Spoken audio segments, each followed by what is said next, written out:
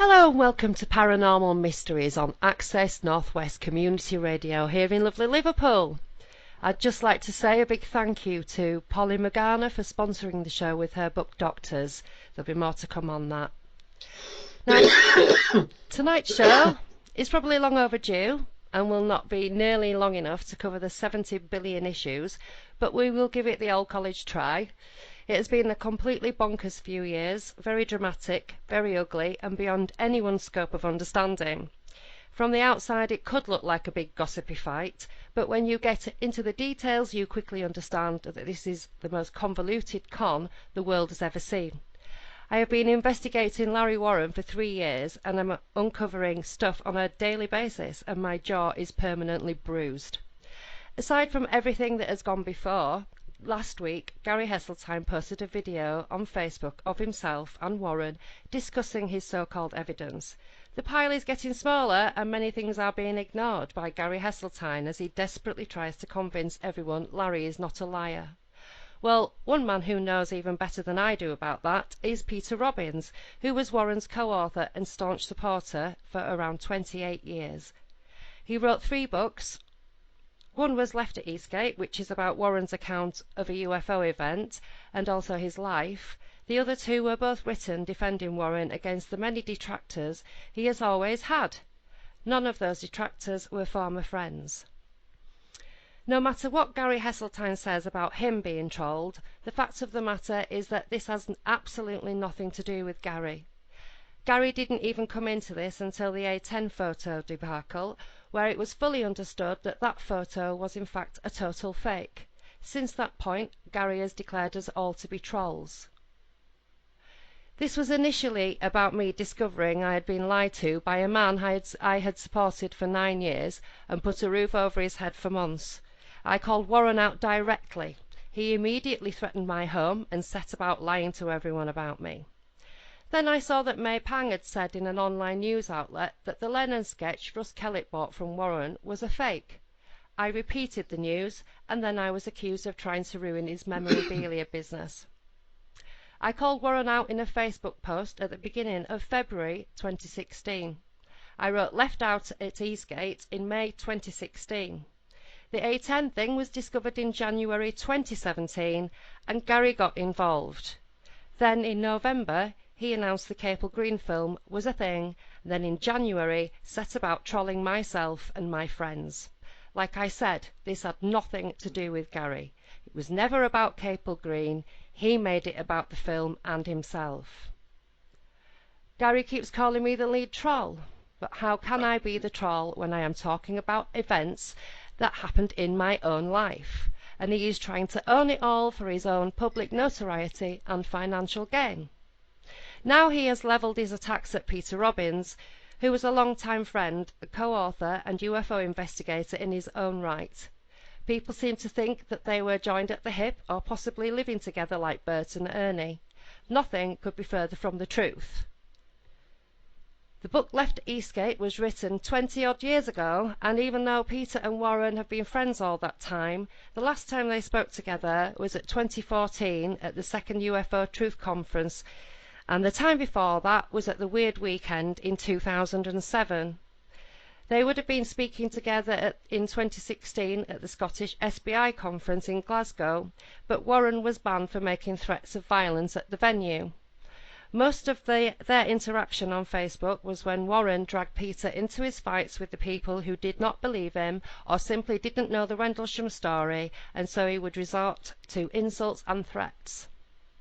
In May 2017, just a year after Left Out at Eastgate, I wrote an open letter to Peter.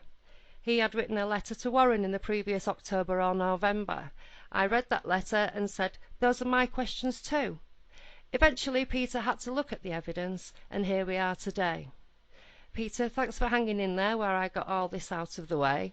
Now, one of the reasons that we are talking today, I guess the catalyst, is because of the video published last week. I know none of us can stand to hear his voice, so I will be reading out some segments and referring to others where he talks about you and your sister Helen, who sadly passed away. The huge build-up and waffle was all to establish he knew Helen himself, which we knew, but it is the reason why and the way he does this that is so sinister. It is the single most passive-aggressive display I think I have seen in my entire 48 years of bumbling around this planet.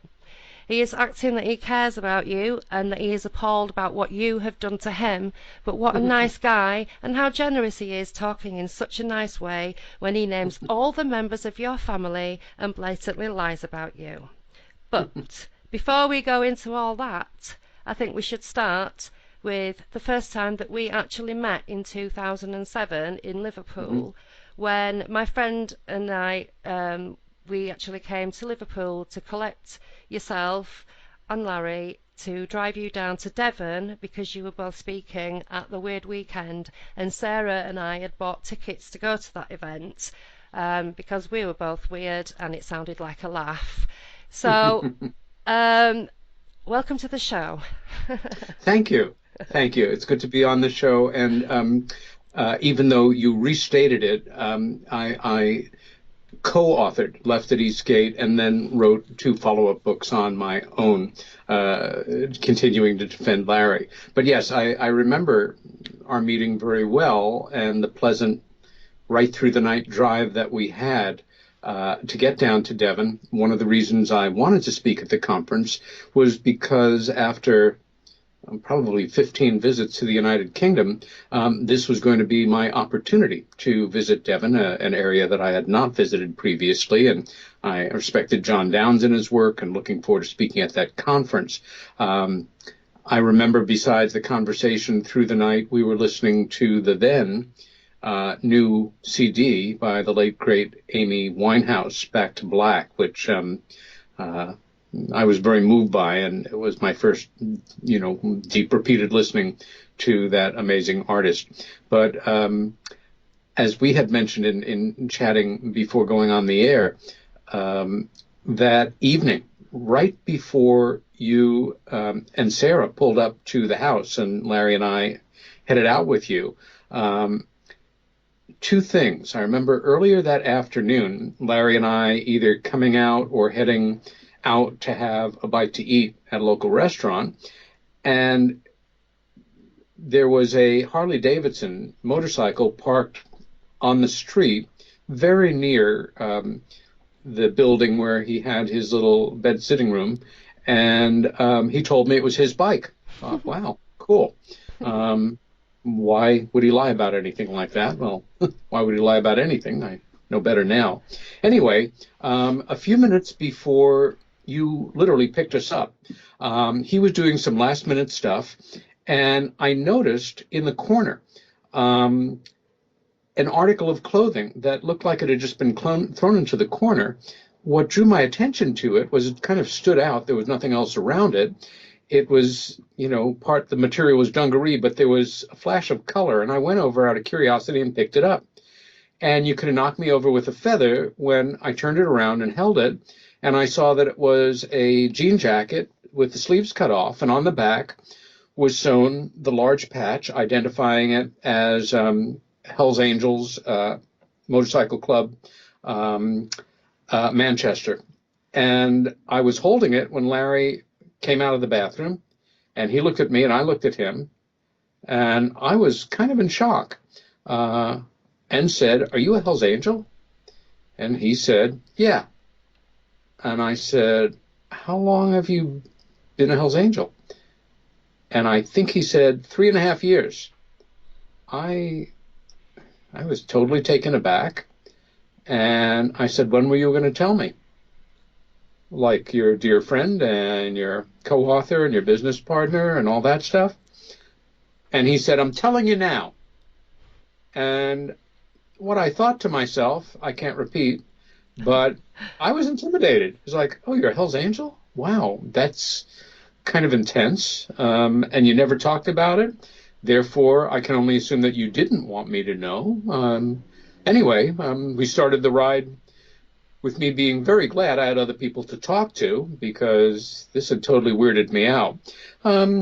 Again, as you know, we'll discuss, the main thing about Larry, if there's a thread that runs through everything about him, is he's a liar. He lies about anything, he lies with conviction, with intensity. He'll do it looking right into your eyes, and he'll double down if you call him on it. And if ultimately you can present proof that he is lying, he will attack you, he will threaten you, he will change the subject, or come up with some excuse or reasoning or rationale to take your attention away. And that's who he is. Mm-hmm. Now, the reason that I wanted to go back to that point in time was because when we turned up outside the flat, he'd never said anything about the Harley Davidson. I don't even remember seeing it. But when we walked towards the front door, he kind of like gestured with his hand, sort of waved it around in the air and said, "Oh, this is all mine. I rent it out." So he was telling us that this building was his and that he was the landlord and he rented it out. And I thought, well, you know, when I kind of realised a while after that that wasn't the case. And it happens a lot, and a lot of girls or women will actually, you know, back me up here. Sometimes when we meet guys, they tell fibs to make them, they think that it's going to make them more attractive to us, that we're going to be impressed with great wealth, fabulous car, whatever it is, you Yeah, know, like sure. that's the thing that's going to hook us because, you know, that's how shallow we all are. So, so you Well, know, and I you're, just thought, oh, bless him. That's what that was I about, now you know, know. the reason for the whole harangue Hmm. and your original initiative for so viciously attacking Larry after, he had just been a guest in your home was your ulterior motive, which I understand a number of other women at this point also um, have kind of gotten in his bad graces about that. They have wanted very much to sleep with him, and he has rejected them. And then, as they say, hell hath no scorn or no Fury. something like scorned, whatever that statement is. And what always struck me as quirky about your obvious ulterior motives in your rage at being rejected sexually by Larry was how your then boyfriend, now husband, kind of accommodated you by welcome Larry into your home and then Yeah. helping you get back at him by faking all those Photoshop pictures of him and pop stars. I think Dave is just And very then going back open-minded, in very modern. time and I, uploading them up to his I don't know if I Facebook would be page. that way. Yeah. I mean, I have to talk about this because it's so outrageous that, It's ridiculous, isn't it? sometimes the Yeah. best response is just this. Well, honestly, you know, we have a small house. We have a very large garden, but we have a very small house. And to suggest that I'd moved him in here so I could have an affair with him under Dave's nose in front of the children is really funny because I've known him for 9 years and I've been single a lot of the times with him and I've literally never So thrown you myself say. at him. But I'm sorry. another thing that I wanted to talk about the weird Yeah. weekend was and I don't want to go too deeply into this, but obviously there was the whole Jew fag boy thing that went on that was said about you. But one of the things that he did used to say all the time is how tight you were. Now, you're Hmm. writing the book with him, for him. He asked you to write it for him, and now he acts like Write it with him. Write it with sorry, him. with him, and that he now acts like somehow you were a kind of parasitic life form because you didn't fund this book for him. So this tight Jew thing has been said to me right from that point in time, Hmm. and the fact that you felt awkward and didn't quite know where to place yourself with Larry anymore because of his revelation of being a Hell's Angel, uh, you know, which I already thought was, you know, well-known fact because that's one of the things that he'd said right from the off. So Hmm. we were down there, we were like all over the place. There was lots of people. Nick Redfern was there, Matt Williams was Yeah. there. There was, you know, it Yeah. was a great bunch of people, and it was really good Yes. fun. and we did spend a lot of time in the pub, and Hmm. but we'd gone down there. We weren't speakers. Sarah and I had gone down there for a holiday, basically, like 3 or 4 days away. Sure. But because you kind of were avoiding Larry because you were so annoyed and, obviously shocked by his revelation and the Hmm. way that he actually told you with his "I'm telling you now." Yeah. So he used your avoidance as proof that you were rude, and that you kind of like just stayed away from us, and there was no like, look, he's not buying you a drink, he'll never buy you a drink, he's never bought me a drink in all the blah de blah years that I've known him, Wow. I've paid for everything, blah blah blah. And at that time I didn't know anything about anything. But when I look back now, I think, well, why would you be paying for anything? Some guy's come up to you at a conference and gone, "Hi, I really like you, and I'd like you to write a book for me. Even though you're not a writer, I'm going to choose you because there's something about you. There's something about you, kid, and you've got all this, And I just look back and I think, oh my God, he zeroed in on you because of your Mm-hmm. lifestyle. He goes on about your early days in New York, and it was all so hip and all the rest of it. And he actually even said in this video that he saw you at this conference in '87, even though you'd met before in '84. He Hmm. said that you forced your way up into this panel debate, and that you were there and you were talking about your sister. And Let me so, stop you right there for a moment. The panel moderator was Dr. David Jacobs, a well-known presence in UFO mhm, abduction work, and by then a friend of mine and a colleague who I knew for years through Bud Hopkins, a better known okay, abduction researcher whose assistant I was for many years yeah, by that point. When I learned there was going to be a panel discussion on abduction, as an investigator working with Hopkins, but more important, as somebody representing the unique aspect of growing up with an abductee in the family.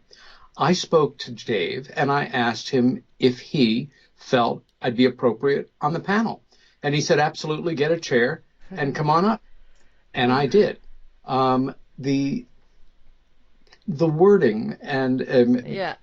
the fact that I'm uh, what was it, incredibly rude, or He what said was the word that? you just knew that you had to talk on that panel debate, so you kind of like, pushed your I way well, into it, pushed right. your way I'm very into it. pushy, as everybody that knows me knows. And again, the word that you used, uh, because I'm a tight Jew, Mm. and um, was it rude? I don't know, but anybody that knows me knows, of course, that I'm very pushy and very rude. Um, I, it's just breathtaking, but there you go. But he says, right, I didn't know if he was a writer. He puts out that he's a writer. I didn't know the guy was. And this is when he's talking about '87, but he did because he just said a little bit before that he'd met you in '84. So he says, but I'm thinking there's something about this guy. It's one of them things. I can't tell you any more about it. It just happened, you know. Uh, so he says that he didn't know who you were, but he did because he'd already mentioned you, and you know, and he said he was going through a divorce or a separation or whatever, and so the book had to be. And but what he said was that the book had been in process for a year, and you'll laugh at this because he goes, the book had been in process for a year. I had a title. The first thing I did was sort out a title for the book. Yes, so when he came to me, he had a title. Yeah. Um, Two things. First, as far as him covering the expenses, one of the absolute agreements of writing this book with him was that I would work with him on this project, a book about his experience, and that he would cover expenses. It didn't work out quite that way, though. He covered most of the expenses. I write about it very clearly in Left at Eastgate, and anybody that has read the book knows that I'm on record as saying I became as obsessed as I thought he was. I went through all the money in my bank account. I took my retirement fund, what we call an IRA in the States, and vaporized it. I then started to sell things that I owned. I borrowed money and ended up living with my sister in order to save money to finish the book. So, no, he didn't fund the book. He funded most of the writing of the book. These things don't really matter to him, but the details, as far as the accuracy goes, do matter to me, that people know exactly the truth and not his version of it.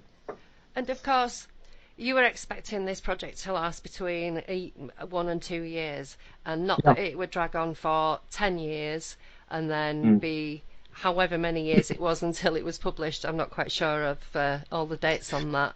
The book literally took 9 years to produce. Part of the reason for that was Larry, as the senior partner, so to say, in terms of his name going above mine. That was originally not going to be the way it was, but he made that a condition later on.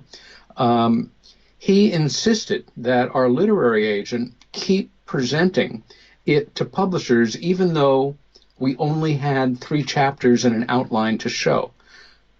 I told him repeatedly that we needed to really develop this. We were promising so much on such an outrageous topic that no matter how good 3 basic chapters were, we didn't have a chance unless we really had most of the manuscript or a considerable amount done.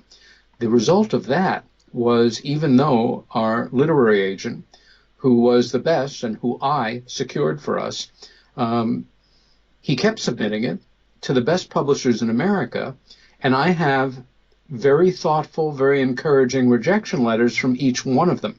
At a certain point, 2 years in, Perry felt, number one, that Larry should do this book on his own.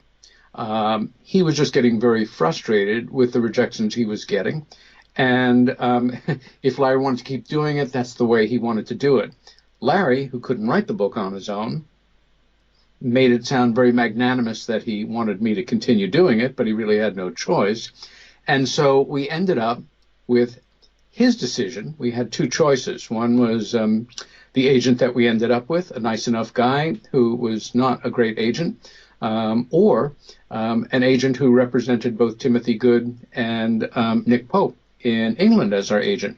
And Larry chose the former. We got a very mediocre book deal, and our publishing history in this country was, like a lot of UFO books, it didn't do great. In England, where we ended up with a publisher, a small press in London, but one that really believed in us, we ended up having a smash top 10 bestseller. Excellent. So, right, where we're going next. Just need to drink myself, actually. It's all very crazy stuff. So I think we should go back to some of the stuff that he's been saying on this video, because I have heard some fibs in my time, but these have been completely special. As we've just discussed, the whole Jew thing, that's how it kind of starts off, but it's obviously a lot more brutal than that, and we won't go into it again, but we have actually had several people say that they have heard him use those terms often and in front of groups of people. But he says that he's appalled at what you've done to him, Peter. How could you do this? How could you read my stuff? How could you believe me? You are under the power of dark forces. I know. It's awful, isn't it? The assumption that Larry and Gary would like people to make is that after more than a quarter of a century of absolute dedication to taking his account seriously, to putting my all into defending it, into promoting it. And let's look at my back history here. I'm not a very practical person. I've been run primarily by my idealism. I am somebody who came of age in the 60s. I put living a life of principle, and I'd like to think of value to others as well as to myself, before what common sense should have directed me more toward, which was making a good living, saving money, and having a solid material base for the life that I'm living. I chose, after this life-changing event of this return memory from childhood of the overwhelmingly real UFO sighting that my sister Helen and I had had as kids, my career as a aspiring artist in New York City kind of jumped the tracks, and I became obsessed with what happened to Helen and what was the story about this whole UFO subject. Why was it being covered up?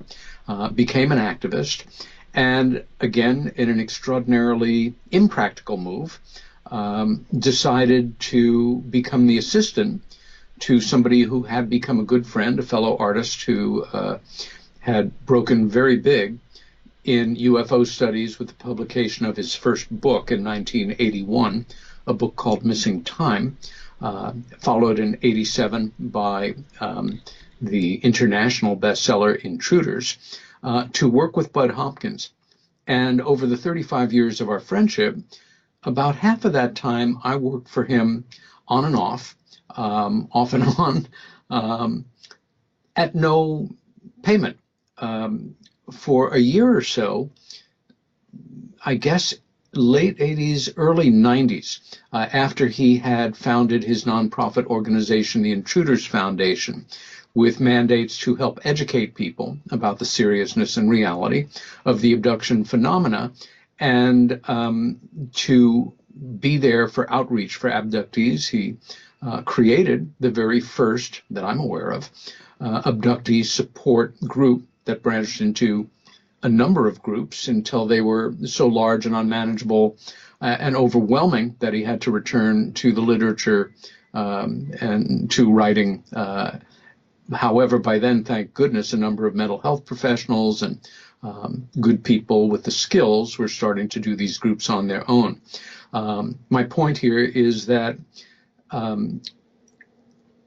a year or so into having established the foundation, which technically I was working for as a volunteer, we received a contribution from a gentleman in Europe of several $1,000s to continue doing the work, and Bud earmarked that some of that money should go to me.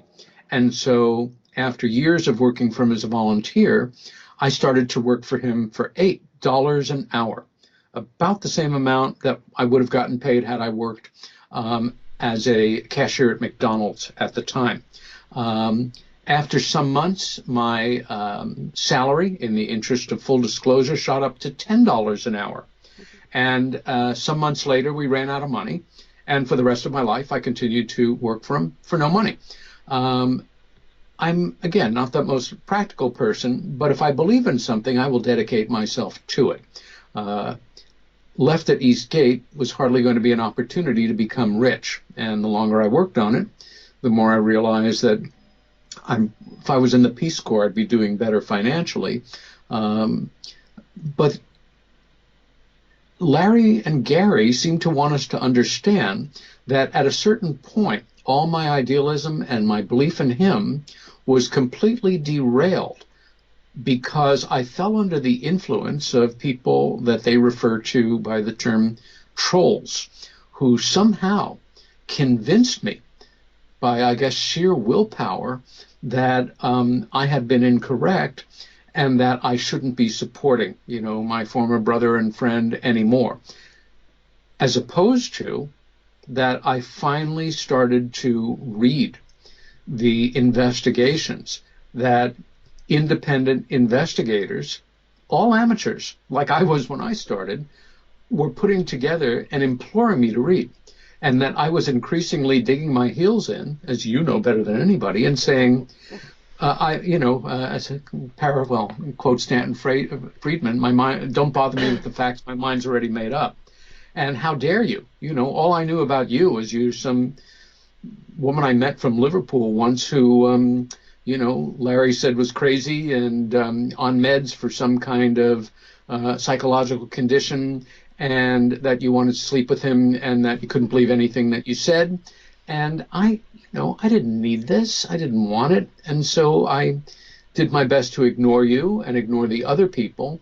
But then people who were my friends, people who all began with tremendous admiration for Larry Warren and myself, who were genuine fans of the book, but finding discrepancies and doing their own research projects and asking me to read them.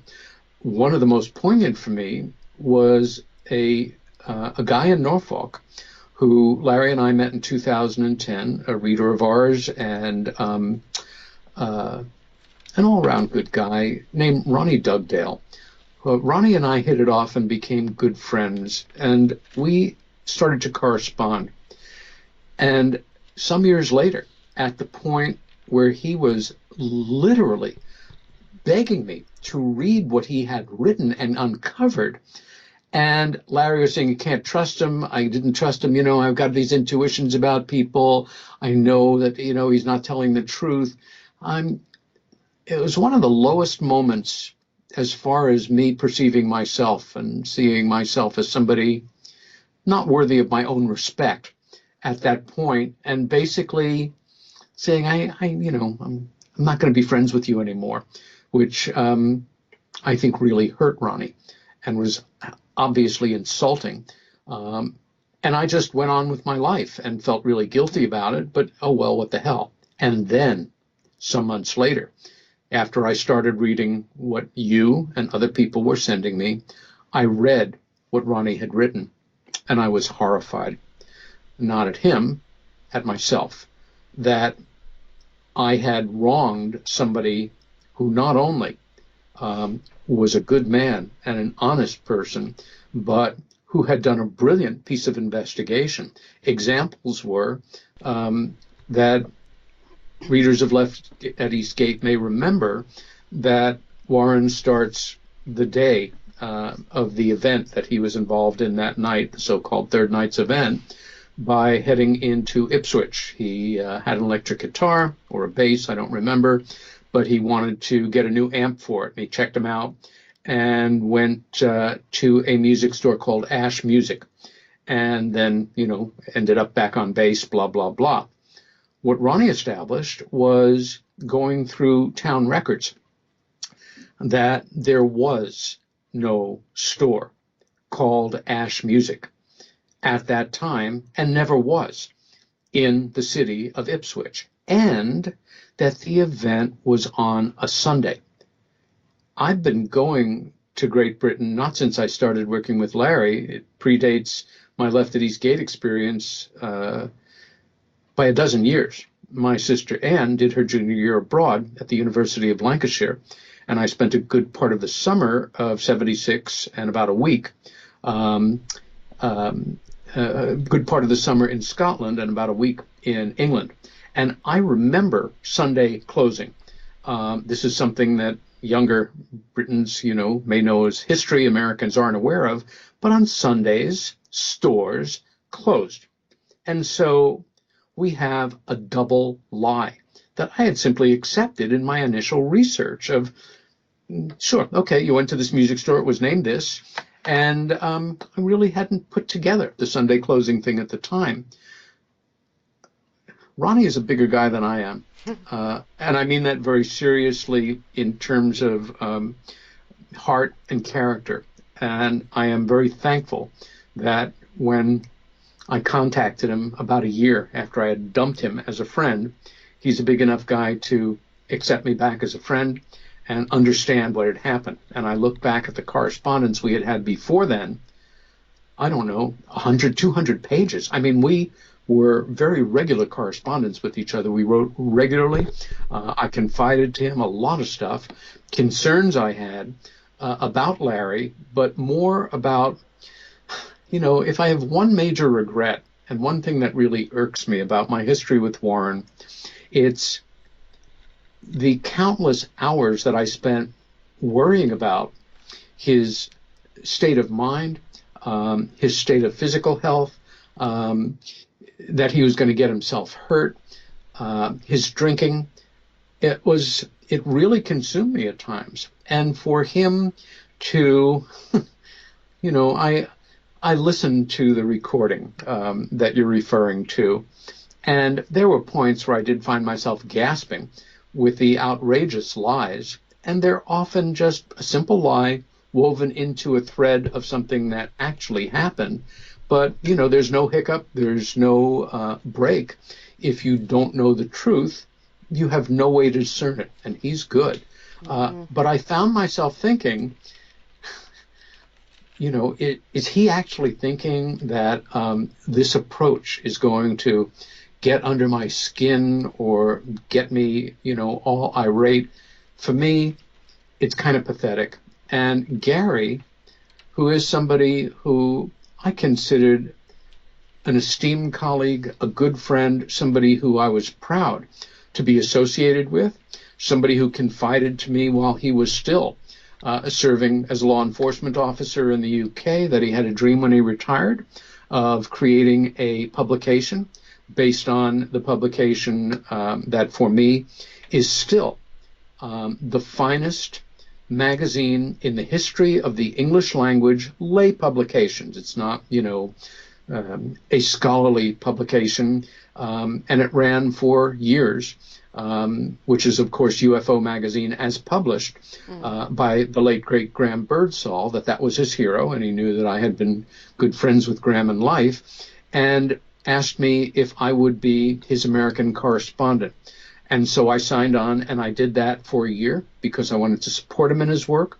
When he told me he wanted to have his first UFO Truth Conference, I was honored to accept the invitation to be a speaker at that conference.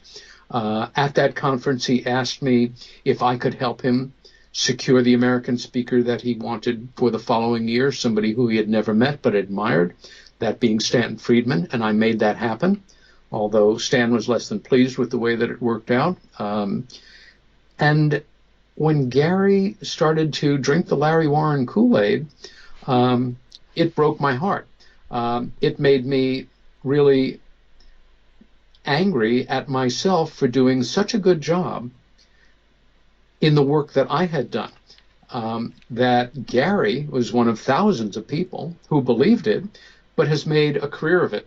He's my little Frankenstein. He has taken over. He is the new Peter Robbins. Mm-hmm. And the poignancy of beginning that little discussion that you've made available to people that, is out there between Gary and Larry, yet once again, not only begins with a photo of me and a quoted line, a meme of me, yet once again supporting Larry Warren and talking about, I forget what it is, but the admiration that he's worthy of, etc. Yes, of course.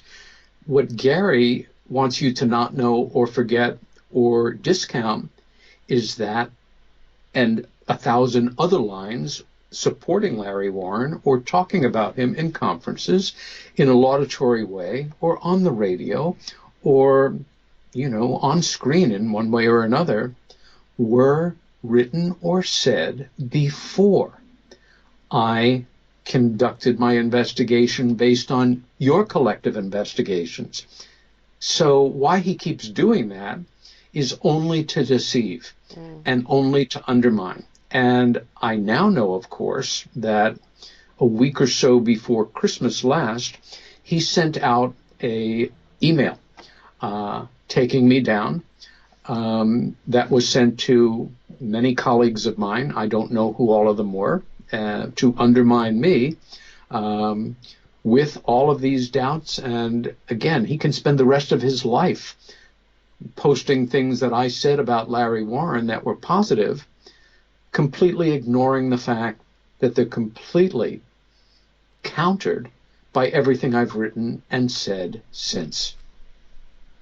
Which you actually have on your website your letter to Larry that you wrote. Was it October? No, Was it November?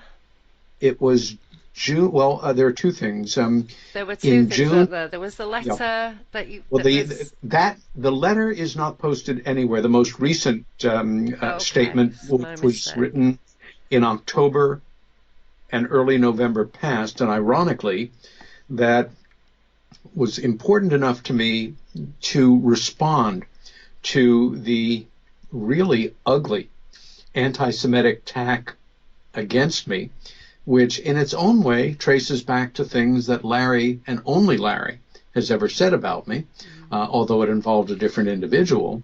That was actually posted all over the internet on November 9th, just passed, which was less than a day before my father, who I was taking care of, passed away. That you are making available to people right now, and I hope that you will doubly get it out there. However, everybody listening, especially if you're reading what Gary is writing or what Larry and Gary are saying, owes it to yourself to go to my website, which is peterrobbinsny.com, and read the post that I made after assimilating and digesting all of the material that completely turned me around and made me realize what a fool I had been regarding my former co-author. It's right there where it's been for the past year and a half, front and center on the website. The questions that I ask Larry Warren directly, he has evaded every one of them. As any reader can see, I began writing that still holding on to the fact that I cared about this guy as a friend, that I was concerned about him, that he had gotten himself into a really awkward corner by not only lying about certain things, but then by attacking people who called him on his lies, and a number of them women, and in the most hideous and ugly and destructive ways, which completely disgusted me. And after 3 months of imploring him to answer the simple questions I was asking, he just completely refused. Gary, who, when we were corresponding, I asked the same thing, to answer any one of these questions, another close associate of theirs as well. And they, like Warren, completely went silent. So I'm asking you, the listener to this show, to read what I've written, and the next time that Larry or Gary are on the air, pose any of those questions to them yourself and see how they respond to you. Their standard response is to block and delete you, and questions as well. He's actually avoiding many questions that we've all been asking, and you know, the pile of questions that they're using to prove his innocence is getting smaller. And obviously in this video they spent over 30 minutes, which it's only an hour and 26 minutes, 35 minutes at least, we're talking about how he knew Helen, which, you know, this is the question. How did you know Helen Wheels? She's Peter Robbins' sister. Boom, over and done with, right? Okay, so great big spiel about all of that. But there's a lot of questions that I've asked, and on my blog at the moment, I've got one called Question Time for Gary Heseltine. And, you know, there's lots of things that he kind of skirts around. They brought the A10 photo up for a little bit, but that was actually proven to be a fake. And I was accused by Larry Warren of faking this picture and taking his photos Shame on you. that he'd left on Dave's laptop and messing around with them, getting in his time machine that he left here, going back in time, and it's actually a space-time machine because it delivered me in a different area, and I was kind of like snuck into Larry's house in this time machine when he was asleep and uploaded all these photographs onto his Facebook account, and somehow with his military records, managed to change every single upload of it in the entire internet when he said that, yes, they have been tampered with, but they'd either been tampered with by me or you. So the A10 photograph, he said, we have definitive proof that SC has manipulated this image, while showing this reflection of Larry Warren, basically. And Ant French, who's supposedly doing this great analysis, is saying, he was right, actually. He said, so we're looking for a guy with short grey hair, a pointy-nose glasses, with a chain on his left wrist, or right wrist, whichever. And then, it's like he must have looked at that and gone, whoa! Because it was his face. And then he's gone, yeah, thanks, Ant. We knew it was her. And then they all go, oh, is it her? And they go, right, and carry on like that. That it's me who's taking this photo. And then they go, well, maybe it was Nick Pope. I was like, yeah, because we are practically twins. When you put me and Nick together, it's really hard to tell the difference between us. So, So, and then Ben got involved, and Ben was like, oh, yes, and he drew this most ridiculous sort of outline of somebody, and it looked like, that Kilroy. What no, that it was kind of around in the 70s. So, peeping over a wall, just the nose and the head and the fingers. It was just like that with his fingers on the thing. So I was like, I didn't even spot that. It was Ben that found it. I was looking through the photographs that Barry Greenwood, his file that somebody had sent me, and I was looking through the photographs, and I thought I saw this circle on it, and I thought it was one of his aging technique things that he does. He blasts stuff all over things, and like you learn when you're like in primary school with the old tea bags and stuff like that. So there was it looked to me, I just thought it was a coffee cup ring, but I was looking at these other two images at the bottom, which were kind of zoomed in on the computer and photographs of a computer screen with a reflection of Larry and the paintings of his on the wall in the background. I was more interested in that. And it was Ben who found this reflection in this other photograph that I'd uploaded and hadn't even realised because I'd not looked at it closely. That for me is first-class research. I mean, sometimes we just stumble on these things, but that's outrageous. I mean, that is absolutely as incriminating as it can be. But it ended up being a fake, and he said, it's real. The one in Barry Greenwood's files was colour, and the one that he was brandishing around was black and white, and we kind of pointed out, hang on, it's not colour, it's supposed to be colour.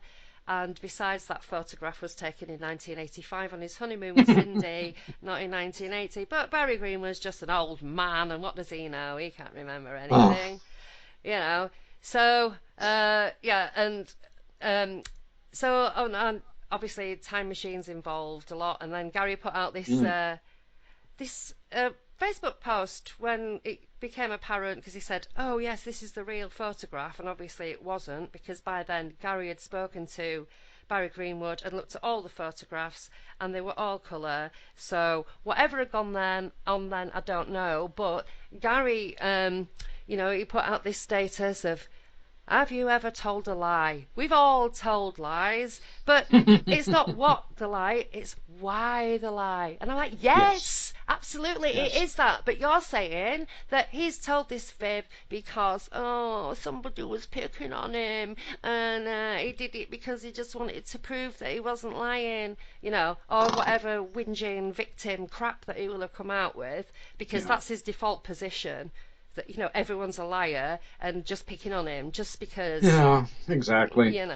So that I thought, that was just absolutely wild. That they all just kind of went along with it, and then it was like, oh well, never mind. So they don't really go into that in any depth. And he doesn't even mention things like Metallica or John Lennon photo, or they're just pretending that Dwayne doesn't exist. They cannot and again, tell me they don't know about that. You're referring to people that some of your audience may not be aware of. Yeah. Dwayne was, he's an American. He was a friend of Larry's who lived in the same town that Larry did in Vermont as part of the early years, the early 90s, when Larry and I were working on Left at East Gate, who has offered devastating evidence as far as that early part of Larry's career as a forger, and as somebody that was creating fake memorabilia and fake provenance, pathetic as it was to start with, to back it up. And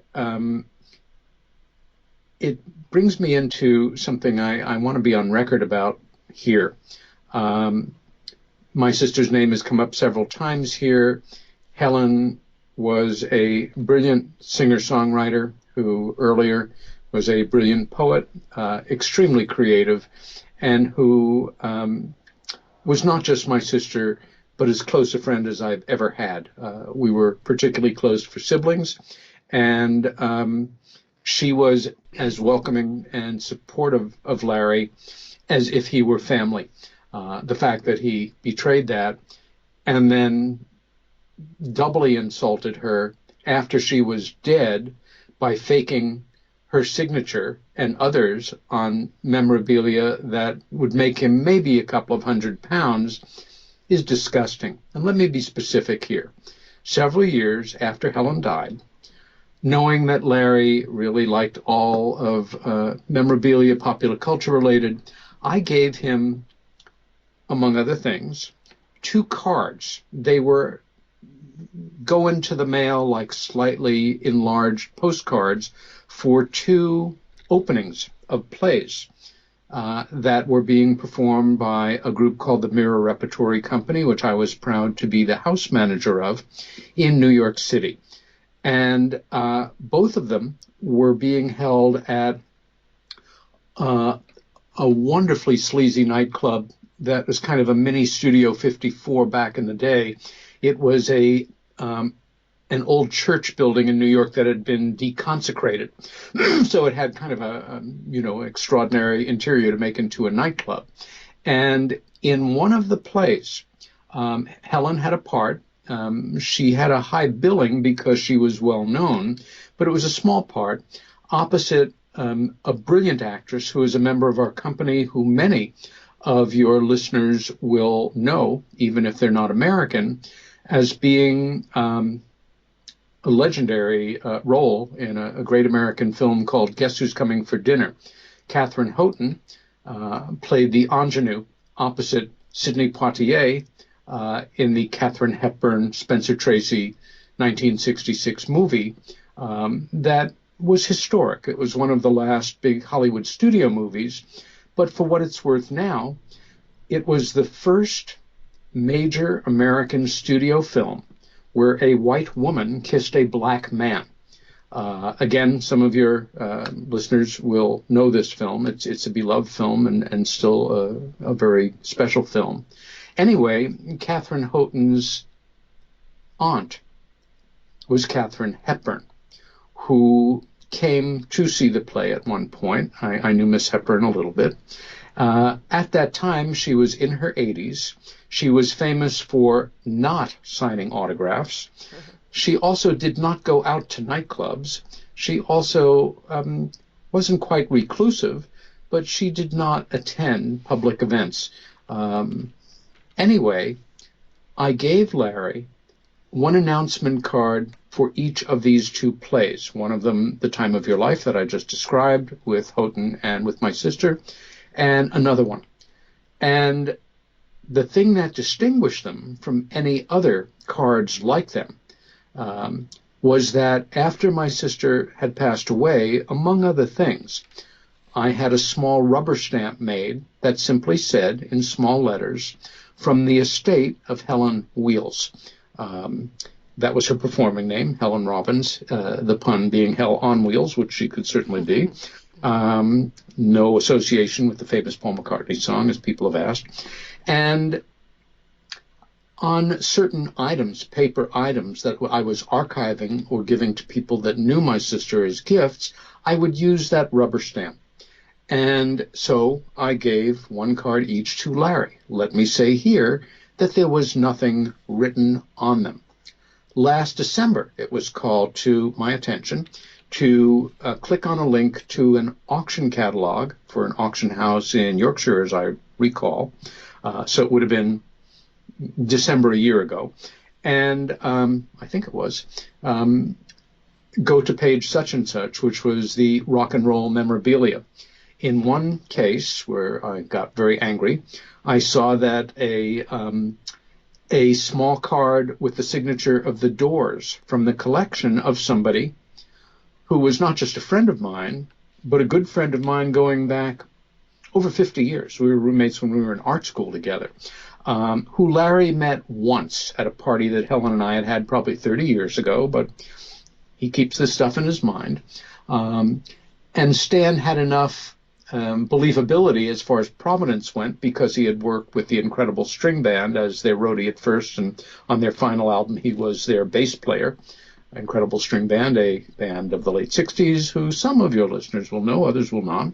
Anyway, Stan did not collect autographs. Stan had not given anything to this catalog, this auction in Yorkshire, and yet there he was. Of course, it was Larry doing his mischief.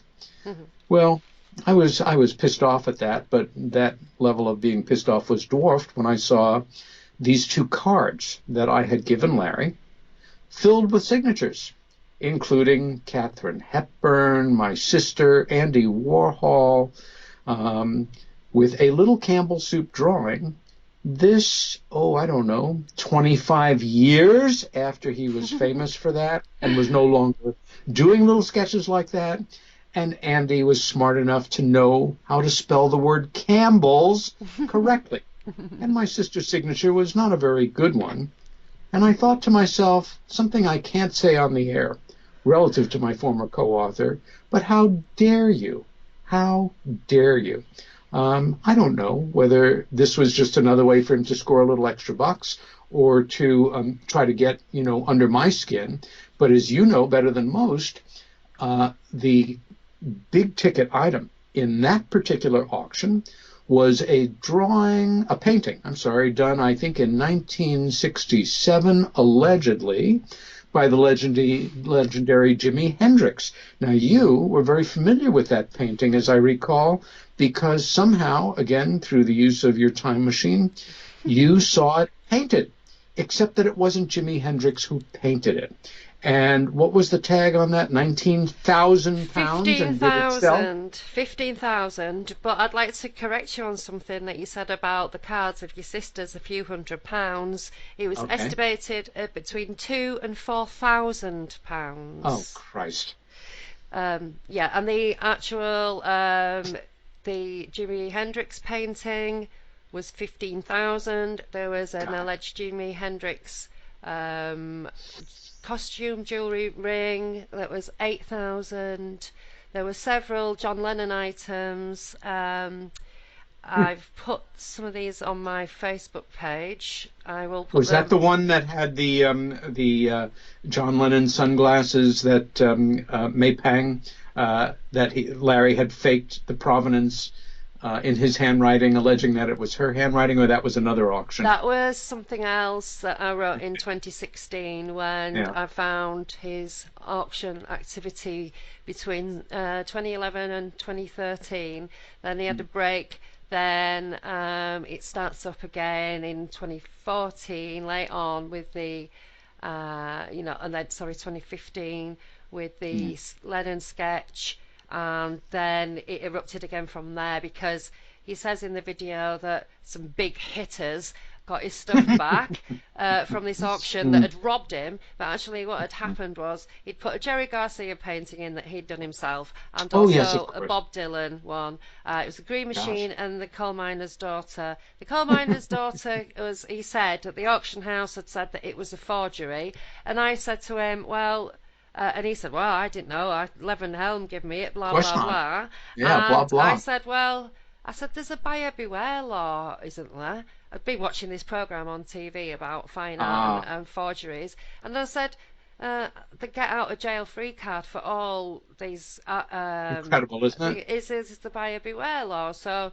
Yeah. I told him that, and then it was all of a sudden it developed into that these guys had kept it from him, they'd robbed him, he was going to phone the police, he kept going on about phoning the police. So, in the end I wrote to them and I wrote to them a couple of times, and that didn't happen. And then the big hitter that he's talking about is a film producer and a director, and I was talking to him, and together, well, I told him all the stuff that it was, blah blah blah, and then he sent a letter from his legal department, and then all of the stuff arrived at our house. And Dave said, well, it'd be a good idea to film it, because then if anything is lost, stolen, or damaged, you've got a record of you opening the box, and then they can't say it wasn't like that when we sent it. Good. Right? Yes, good. And that was Yes. Dave being a friend. Now he's turned that Brilliant. into, we had a twisted plan all along, but it wasn't. It was just a kind of sensible thing to do. So Dave videoed him taking all this stuff out of the box, and he's passing around all these like glasses of John Lennon's that are all battered, which have now got lenses in and they've been fixed.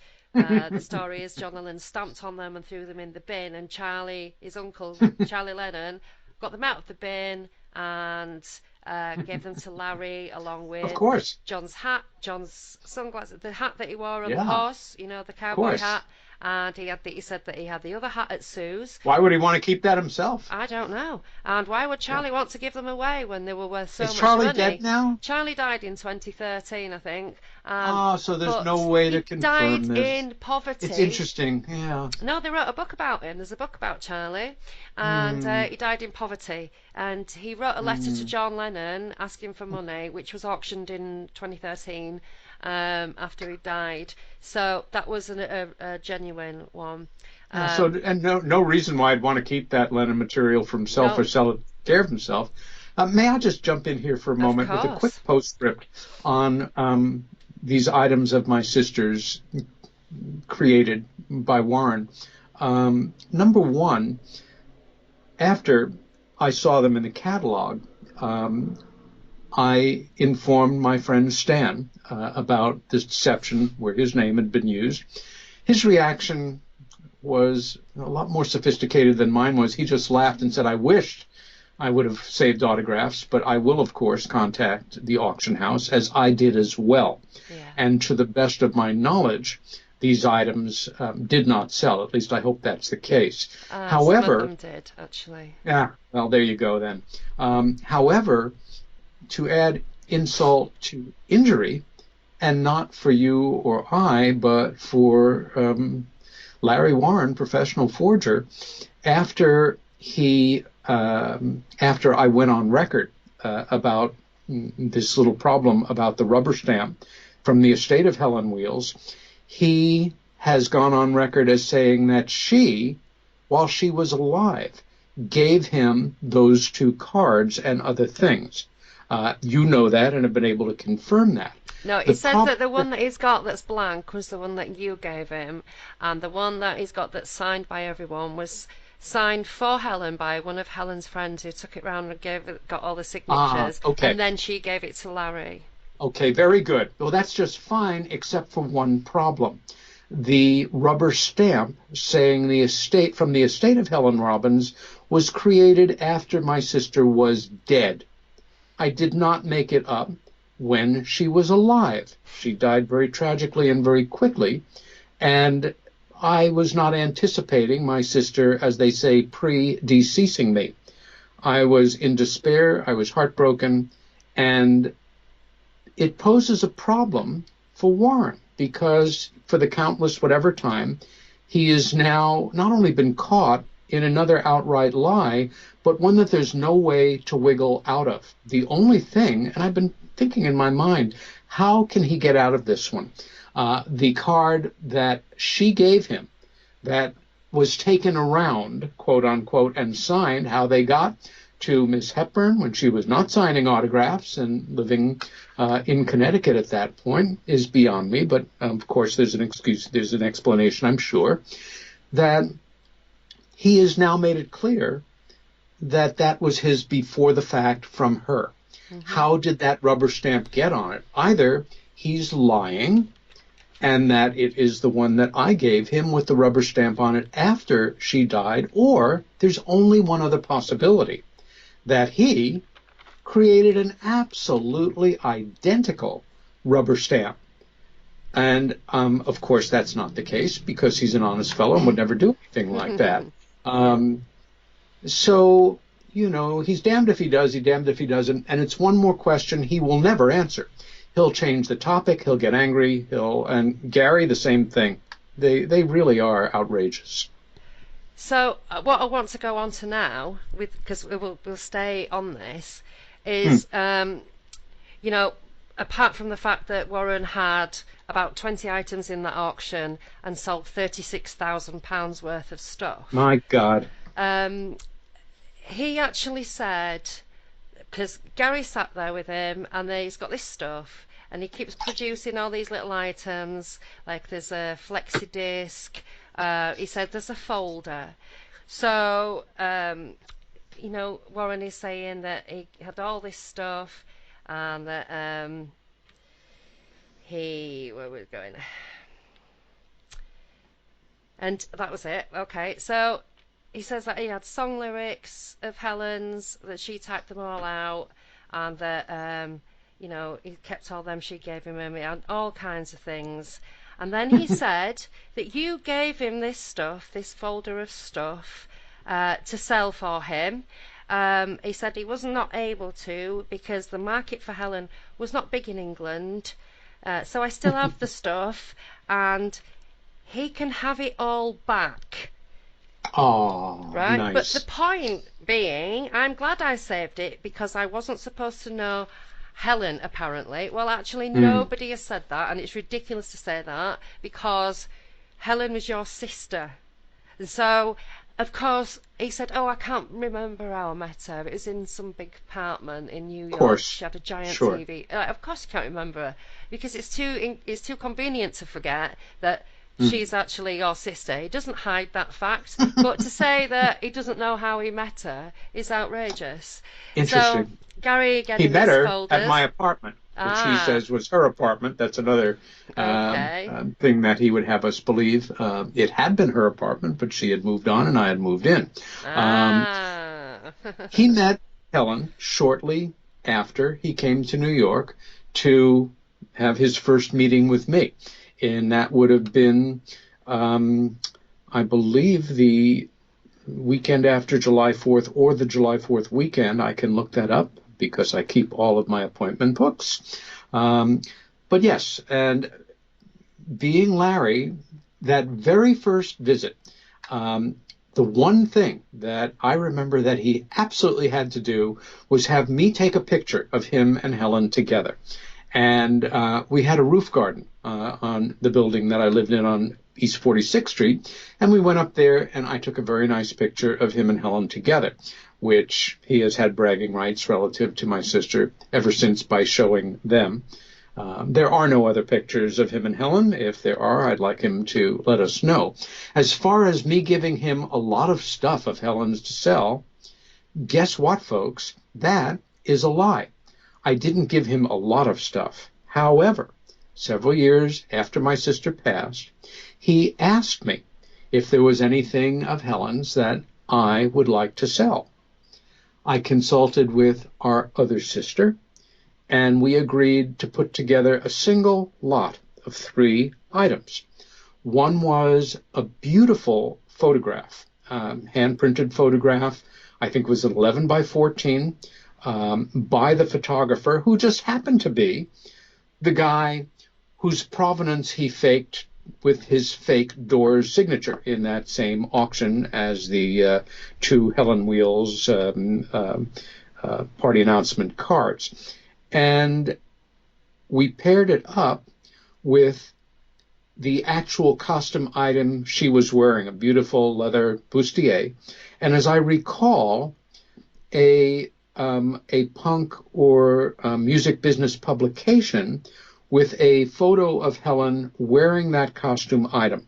So it was the costume item, it was the bustier, and it was this beautiful original print, which I think might have been signed on the back, not sure, by the photographer. That was it. And I think that's really nice that I can have that back whenever I want it. I want it back. Send it to me. And you know what? If you do, I will then send you a money order or transfer funds to your account on the exact amount on the stamps or on the postal meter. I will document the whole thing. I will share it with you so that you can see it all, and share it with the people that listen to you so that they know that I made good on my paying for the shipping of that item and the 2 supporting items back to me and my family. That would be nice, wouldn't it? Well, I'll tell you what, I'm not holding my breath. he's got this red folder with a picture of Helen on it, and inside it there was the black and white photo that you're talking about with the provenance on the back. He still has that. There's no bustier in sight, but there were a few records. And he's saying that this folder, Sure. these are all original Helen and I photographs. gave him a number of things, little things over the years. They were not given to him for sale. Yeah. They were given to him as a friend. Mm-hmm. The only thing that was ever given to him to potentially put on sale were those 3 items together, that with the agreement of my sister, other sister. But again, he's got the items, so he changes the story. Classic Larry. Okay, so I'm going to read out a little bit here. So Gary says, and they've got the stamp, and they're clearly all black and white photographs of Helen. And another one here, this is more or less on a card, but again a photograph, so it is original, and it's been printed off, and it's got the sticker signed by Peter Robbins on the back, and that's the provenance on it.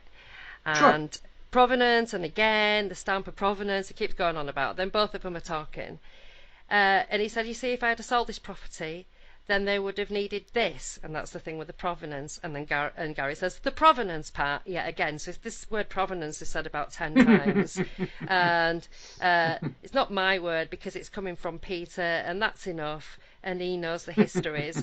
And Gary says, so basically, Peter Robbins gave you quite a lot of Helen's stuff as material to sell because he knew your memorabilia connections. Warren said, of course. And exactly, the fact is that that is a lie on both of their parts. This is really disgusting. But Gary then goes to say, so you were the guy in the business, so it would make sense he would give you stuff. And Warren says, it wasn't for me, so I couldn't just have it. That's a lie. It was specifically for him. Yeah, he says, I got these things from Helen also.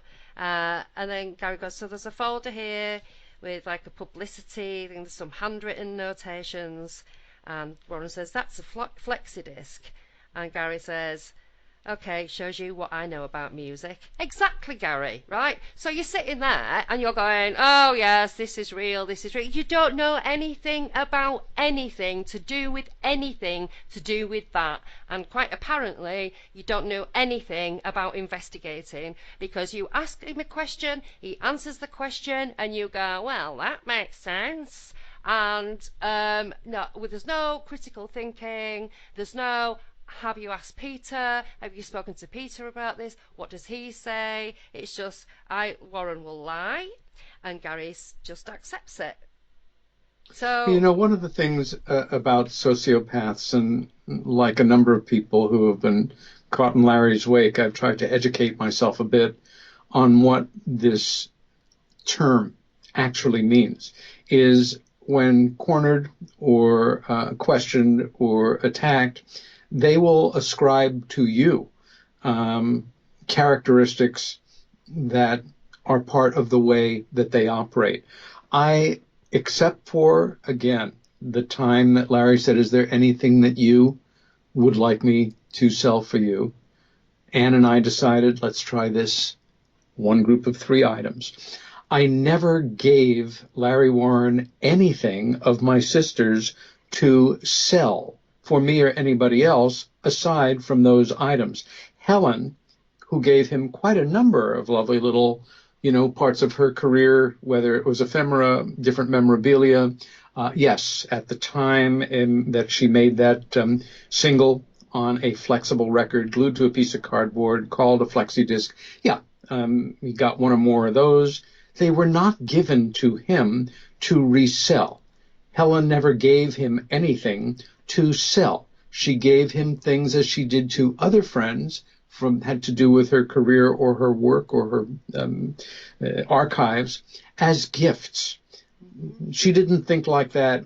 I don't think like that. Warren does, and Heseltine buys it, and that's what we're seeing here. I don't know if he does. I think he's just trying to save his backside, to be honest, because he knows he's Yeah. lied. He knows he's a Well, liar. it's pretty disgusting. There are things that he's literally avoiding, Yeah. asking him. There's the Mick Yeah. Taylor photo. He says he worked for in the Mick Taylor band for 2 years. But the whole thing of him working for Atlantic Records for 20 years, if he started in 1982 when Charlie Comer picked him up, and he worked for 20 years for the same company, then and he that did would it right take through the time we were working and never mentioned it to me, including his overseeing the event at Madison Square Garden. Gosh, I know that's quite something. That's amazing. That would take him to 2002 when he moved to this country in 99, 2000, had Dennis, and then he goes scooting off to ground zero at 9/11 after 9/11 because of his expertise in the steel industry. So when did he manage to get that qualification, job experience, to become so educated on steel and whatever that he was accepted as part of the cleanup crew at Ground Zero, if he was doing all this stuff with Charlie Comer, Stevie Ray Vaughan for 9 years, the Kinks he said he worked for, he worked for Guess Who. He started as a roadie for Guess Who in the 70s, but in actual fact he said that when he was still in high school, I guess. It must be. When he was in England as well. He was in England. He said, this is brilliant. He said that he did the year before he went into the Air Force, he did a year in England as an exchange. That's true. No, it was 10 days because of the letter. The letter from where he went and stayed. The mum wrote a letter to his mum saying how lovely it had been for the 10 days that Larry had stayed there. So he's saying that, it was the year before. And, well, in actual fact, in England, until recently, we all left school age 16. So he would have been a 17, going on 18-year-old in a class full of 15-year-olds going on 16. So that just doesn't even make any sense. He's forgotten or didn't realise that we don't leave school in England when we're 18. Well, we do now, but this is a very recent thing in the past few years. So that just can't have happened.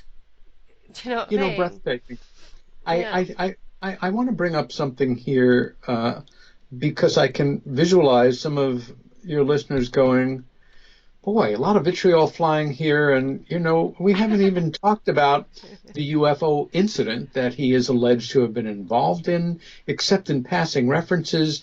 But, you're talking about all this other stuff. For me, unlike some people, if you are caught in criminal behavior or lies, or, Larry's specialty, forgery, which not only has been involved in for decades, but he has been caught in, and I, as well as many other people, look forward to the publication of what will literally be a catalog of all of this information with the actual proofs, with the exhibits, with the appropriate provenance, etc., with firsthand testimony from real people, backed up by other real people, etc., that we will be seeing coming at us later this year, which is very exciting.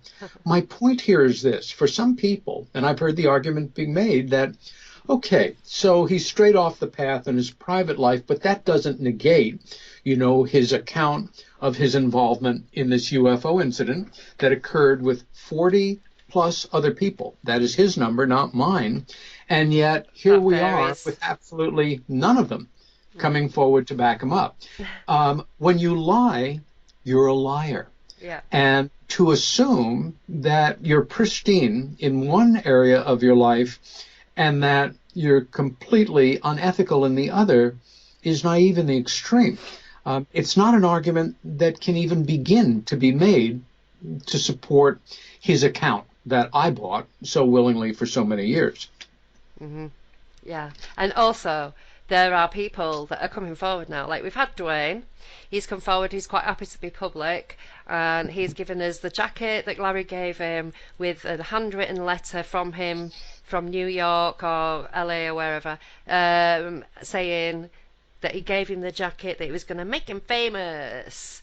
So I was talking to some autograph guys recently, and I said, I'm trying to find out, you know, if these or these images are fabricated, faked, and what is wrong with them, so that I can present why these are fake. Not being an expert, but talking to experts, repeating what they're saying.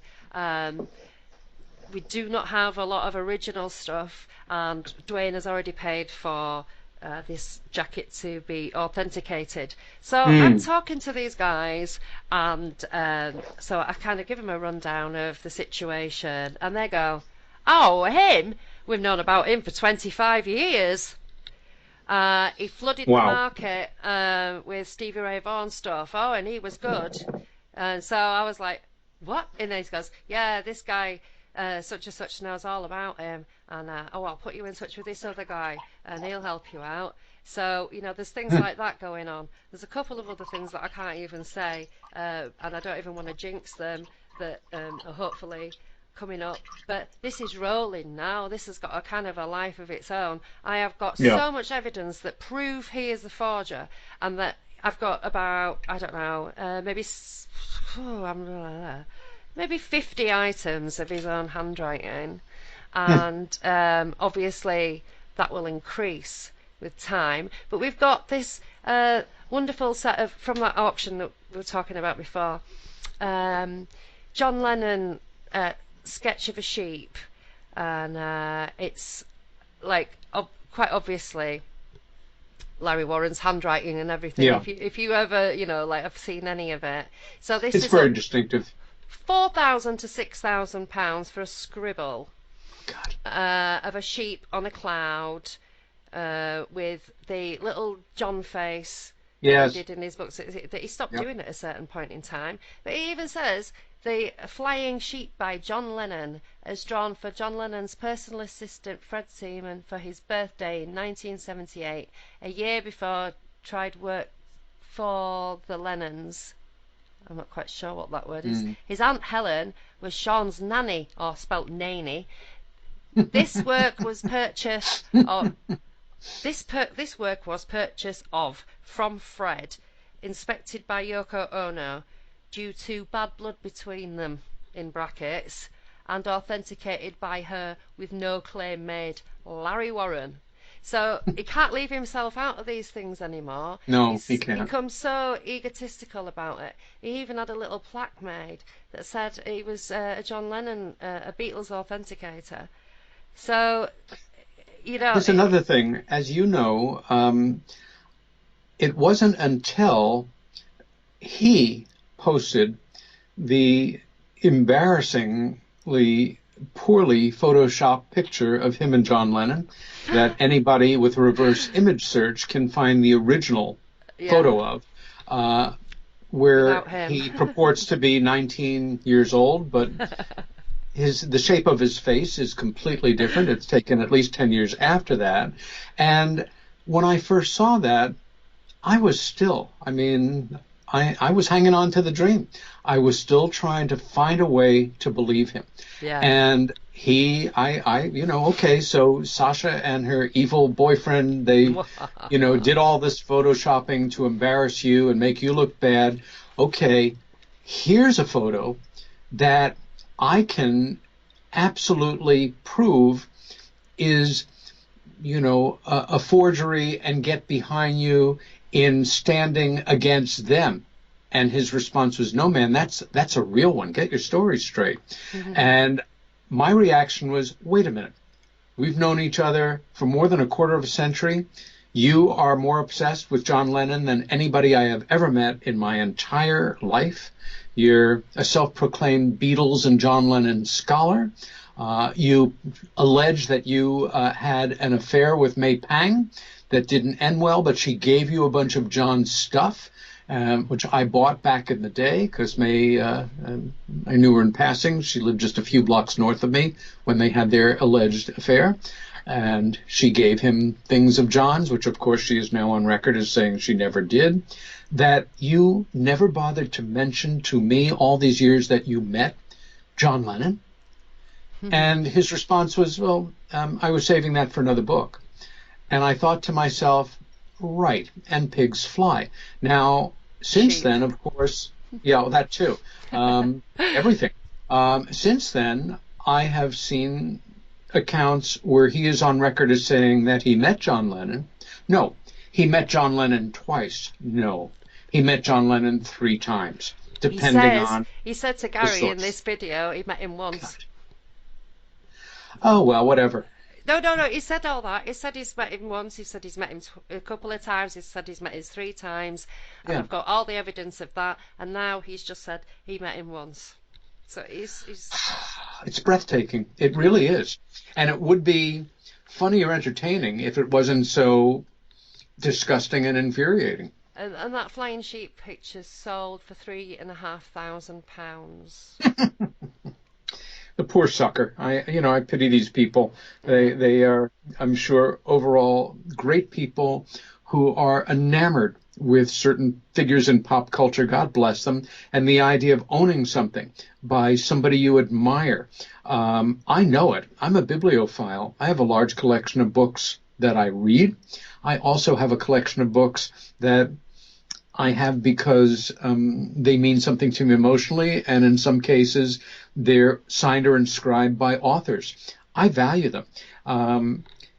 The idea of being taken for a ride by somebody who's just doing this to rob people of their money with the thought that if you're enough of a sucker, which reminds me, you discuss in your treatment of the recent Larry exchange, that Larry talks about an auction dealer early on who cheated him.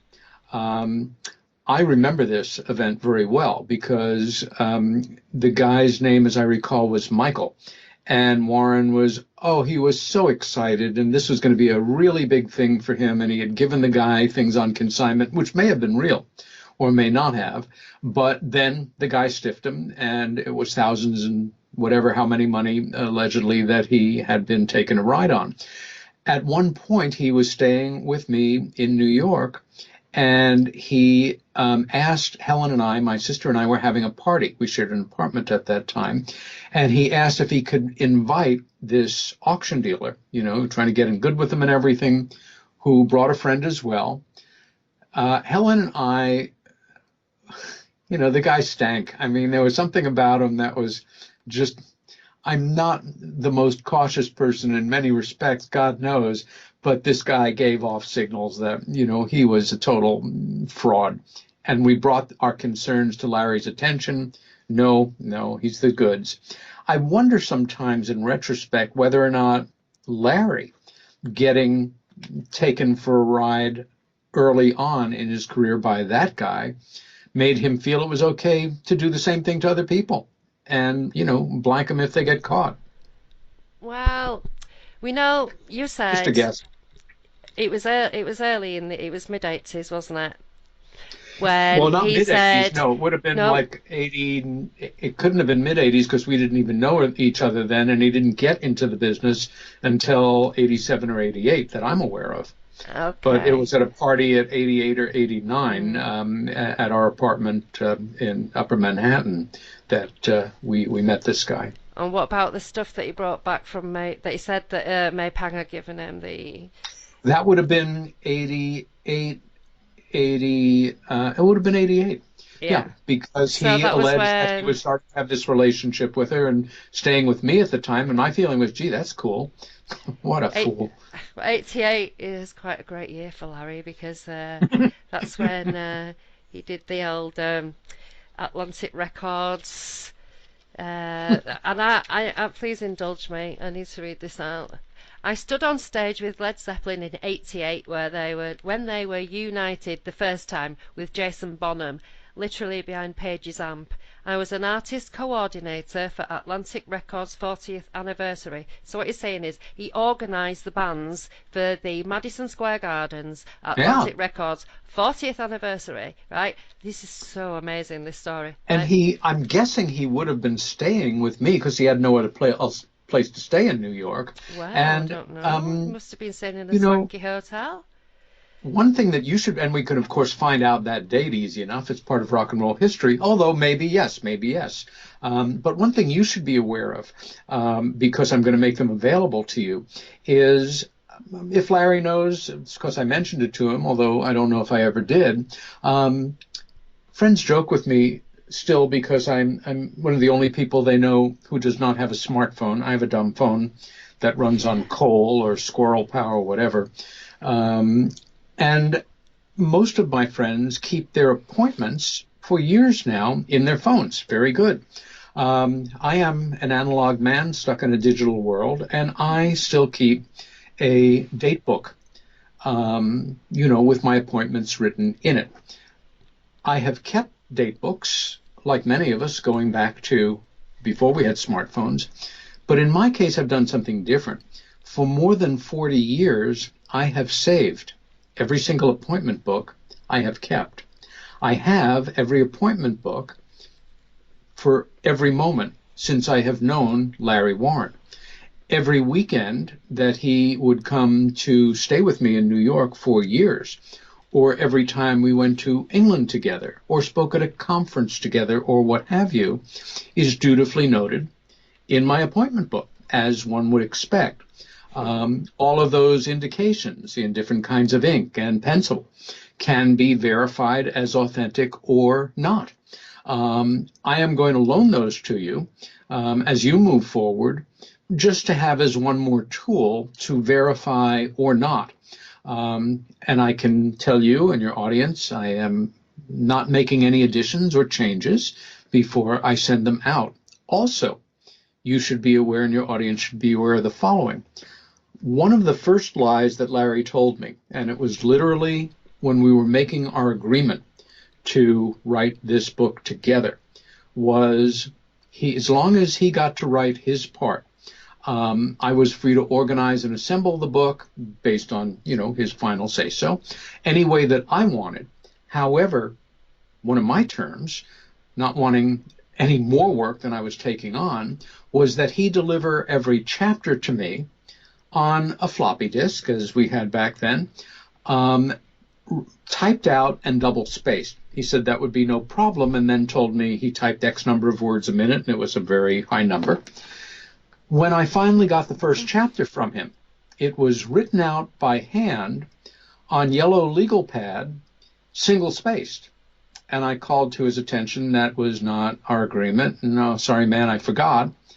I worked around it and with it as well as I could. It was not very good. Larry got better as a writer as we went on, but the early chapters were not well written, and I made a large number of suggested changes in my own handwriting, squeezing it in where I could because it was single-spaced, the huge majority of which he okayed, and you will see in Left at East Gate. The second one was handed in after agreeing, yes, I'll give you double-spaced type, single-spaced written. And once again, I said this was not okay. It was with that second one, he basically said, I don't even have the money for a computer. This is the way it's going to be, like it or not, take it or leave it. I wanted to help tell that story. It ran my life for years. And I basically, agreed unhappily and did it. So every single chapter that Larry wrote that's in Left at East Gate, the first draft is not typed. It's longhand with all of my suggested changes on it. I also have every single note and letter and card or whatever he ever wrote and gave me or sent to me. I guess what I'm saying here is next to Larry Warren, I probably have the largest collection of Larry Warren's handwriting in the world. It's in a box in storage where it's been for years. But I've been thinking, and I'm going to say it here now, I'm loaning you all of this material, Sacha. I want you to scan it so you have a permanent record. I want, for any verification purposes, for as long as you need it, to draw from this huge archive, which spans years of his handwriting, his, quirky syntaxes, classic spelling errors, etc. And if Larry complains and says that this is his and that he should be having it returned to him, I will respond by saying, no, it's not yours, it's mine. You made me work for it. You absolutely violated our agreement by forcing me to have the extra work, and you've never wanted it back. If he wants, I'll be happy to make copies for him as well. And if he will pay for the postage, I will be happy to send it to him so that he has records of the things that you will have a record of, and at a certain point should be made public and go online. Mm-hmm. Thank you very much, and I will do all of that and more. I'm kind of hoping that little scribbled note, or however it was presented to you, that he forged, that Steve LePlume wrote. Yes. I am in touch with Steve. Yeah, let me jump to I that. don't talk to him often, but he will happily say whether that's his or not, and show some handwriting samples of his own to prove that. I'm sure that he will, because he's been, very angry about some of the things that have been said and done. Yeah. He's been very open. Of course, Larry's accused him of lying as well. Oh, yeah. But, Steve has actually got an amazing memory, and he's also one of the most honorable and personally lovely, moral people I know. I mean, he is a Christian in word and deed, and somebody who got his life straight after really a lot of years of being half crazy. I have tremendous admiration for him. And for those people that are not aware of what we're talking about, let me take a minute or two to lay it out. In the updated, expanded version of Left at East Gate, published in 2005, the version that many people have from Cosmo Press in New York, the additions to the book, this is the way that print on demand works. It's a little annoying, but it's cheaper. All of the updates are not where they should be, in sequence of the chronology of the story, or where they, make sense. They're all up front. And there's essentially a note to readers that they might want to bypass all of this material and then come back to it at the end where it logically fits in. Some people do, some people don't.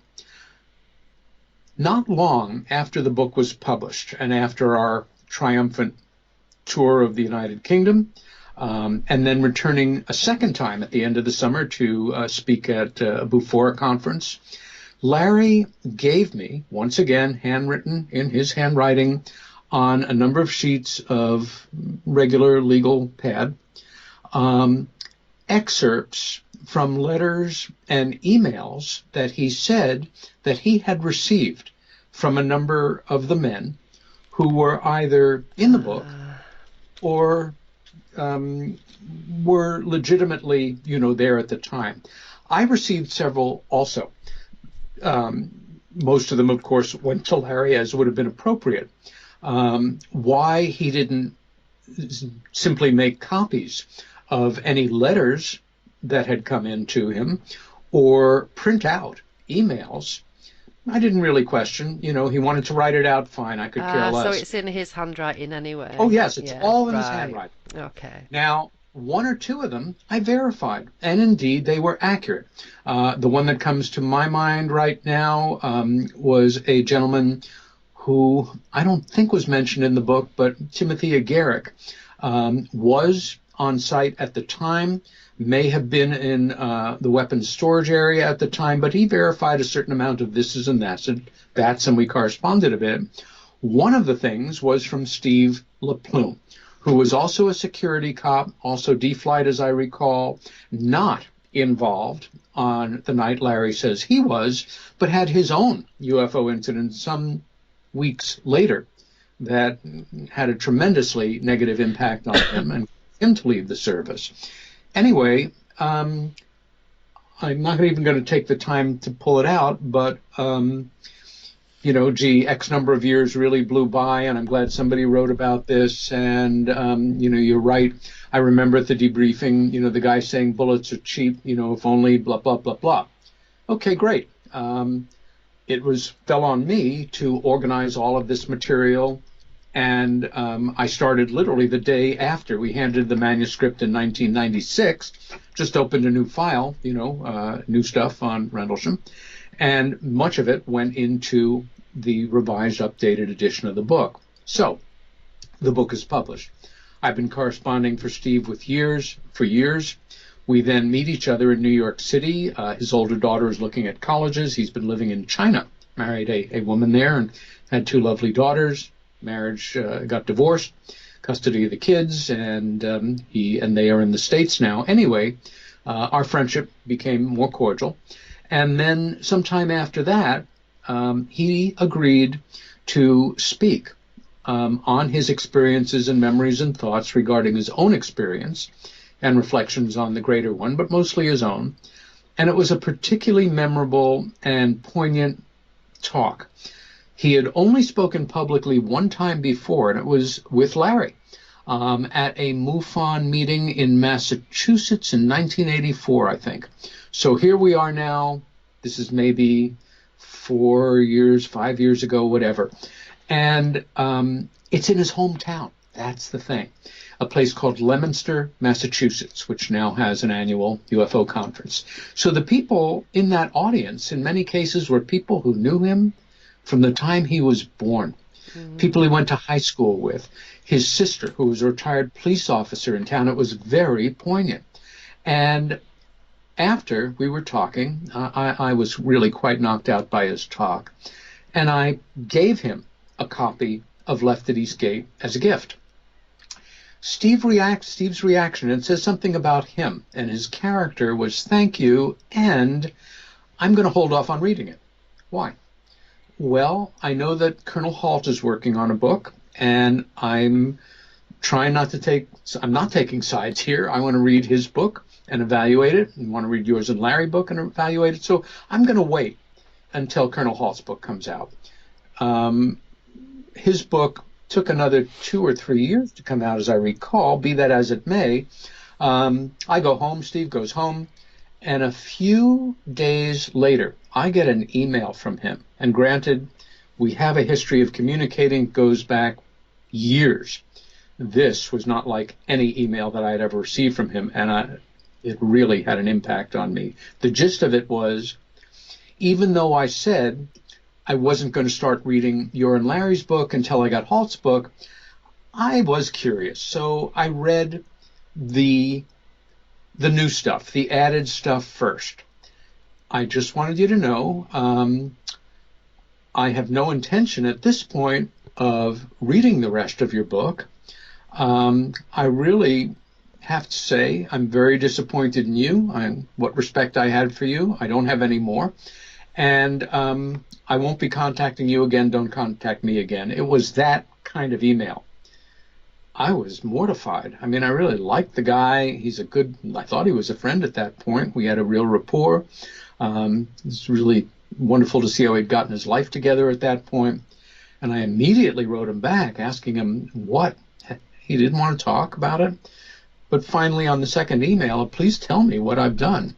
And what he told me was this.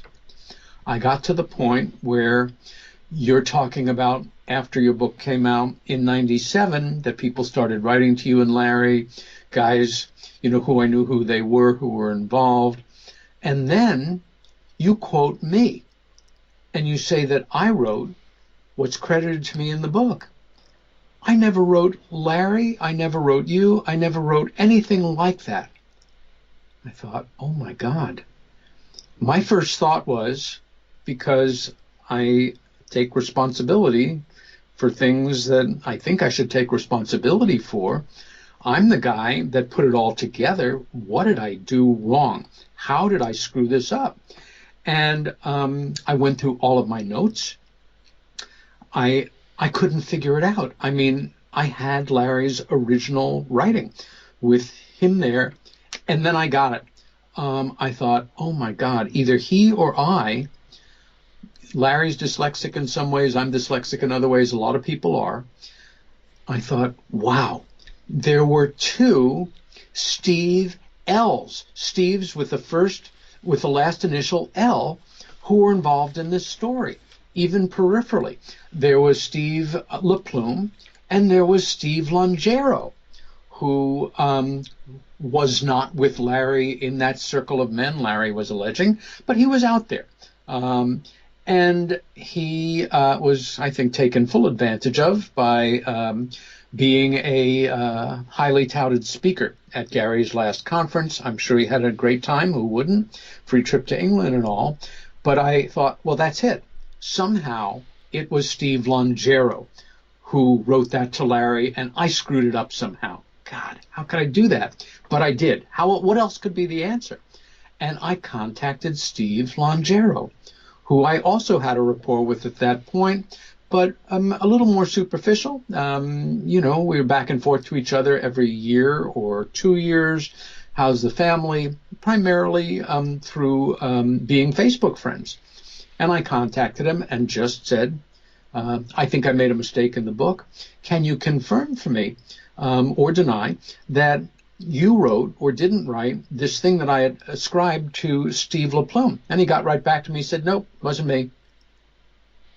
And it was then that I realized that Warren completely faked it. It was total bull. And it was something that he added in with some of the ones that he had in fact gotten that were authentic. I haven't checked them all out. Maybe some of them aren't. Some of them are. That one wasn't. One more lie in the book. Insane.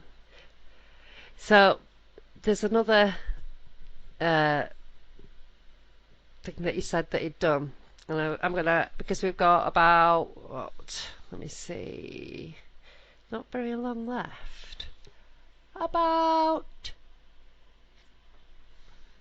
12 minutes, 10 minutes, we'll say. So there's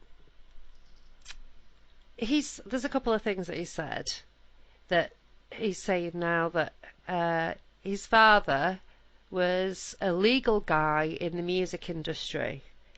Larry's father? Yes. As I far thought as he was an insurance adjuster.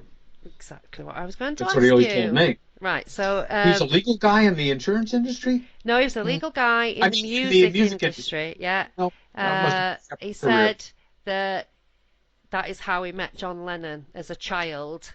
I because see. he's gone from never meeting him to having met him for 3 times. So And he told me obviously, that when I pushed him on it, he told me he met John Lennon the first time through his dad. But no, his dad was always a very respected adjuster of insurance situations. And the example Larry gave me, which left me with endless respect for his dad, was some of your listeners may remember, I don't know, 30 years ago or longer, there was a volcanic eruption, I think in the Philippines, and the Americans had had a base there since World War II called Subic Bay, if I'm remembering correctly.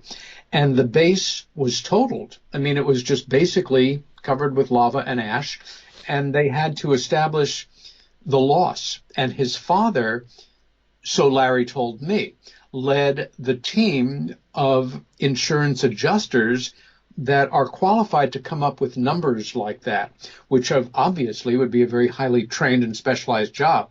That is the only thing that he has ever told me, that he ever told me about his father's career. Certainly no involvement in the law and no involvement in the music industry. But of course, that's probably something he was saving for his next book.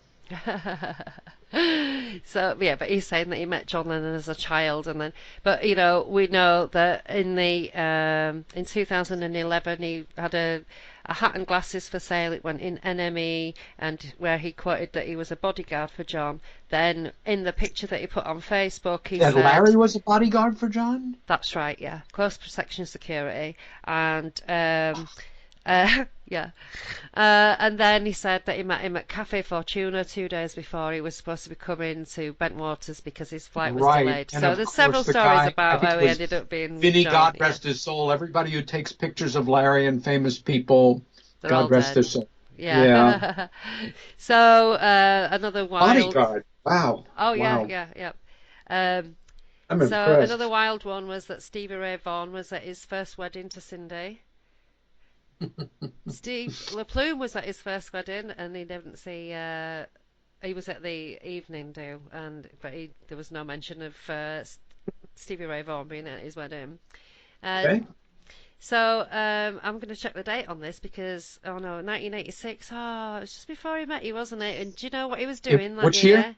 1986. 1986, right. We had met, let's just so Met in the, 84 at the we met Alan Hynek again to thing. shake hands, Yeah. and say hi after he gave his public account at a break during an open meeting on the Westchester, New York UFO sightings. Then that was 3 years till we actually met. So yeah, we met in passing in 84. Then we met in earnest the summer of 87. Yeah. When we decided shortly after Well, I would accept his invitation to work on the book with him. the year before that, he was working as So bodyguard for 86, no contact with him. Bon Jovi. 86, he was a bodyguard for John? Bon Jovi. And he was at a part. He was on the stage, and he was at calling them White Toast because they wanted to be like Zeppelin, but they were never going to be like Zeppelin. So they had this big Zeppelin party, and they emulated the infamous Zeppelin party, which obviously Wow. Larry will have been at because he was their tour publicist, even though he was like a 86. child.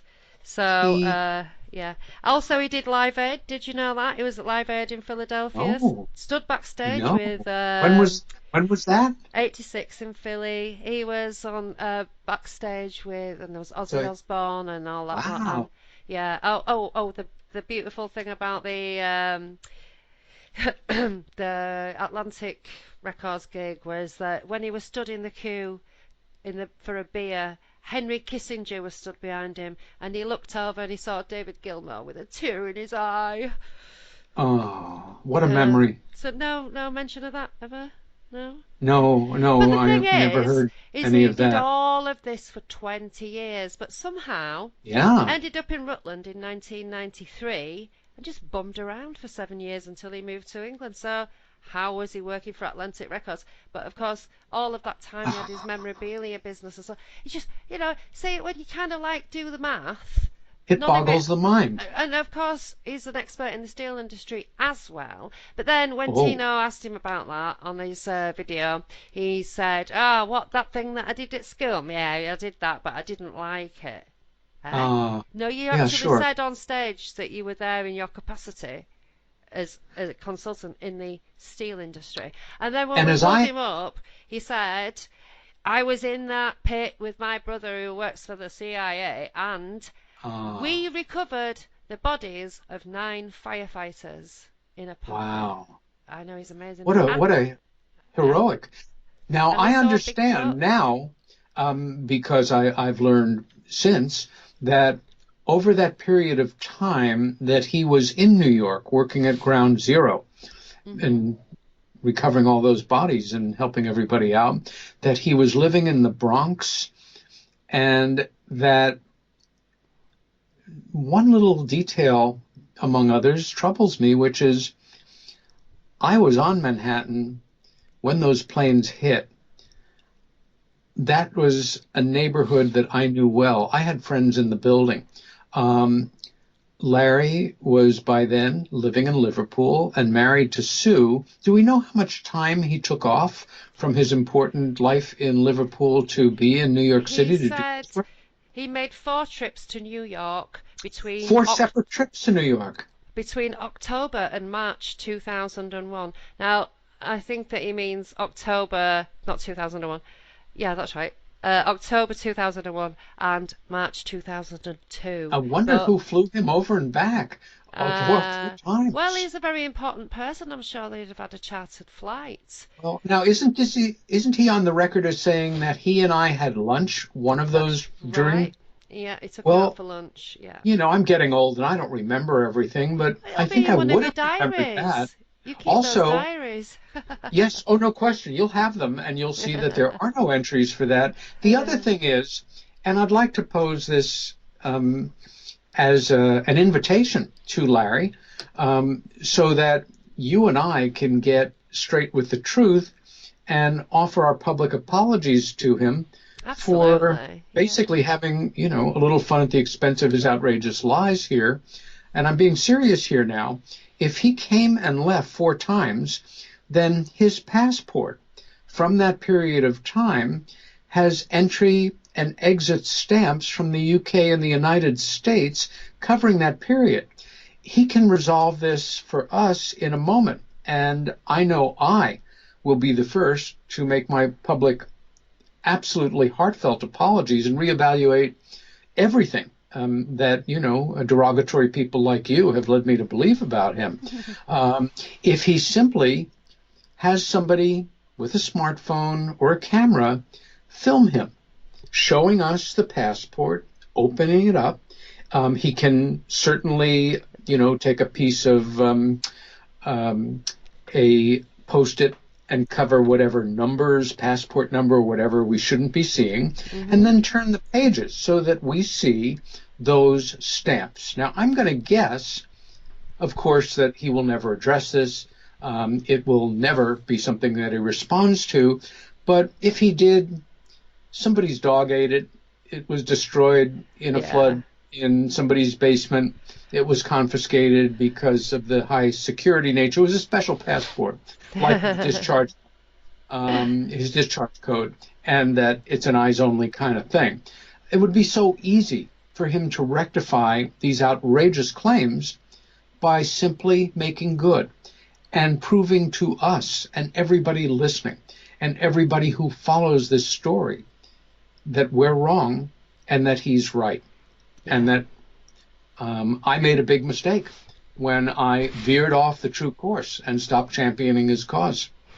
And I will also, of course, owe a huge, huge apology to Gary Heseltine as well. Of course. But there's just one last thing that I want to bring up before we quit this. He said in the video with Gary Heseltine that he wouldn't know how, he doesn't have any need to forge signatures, and he wouldn't know how.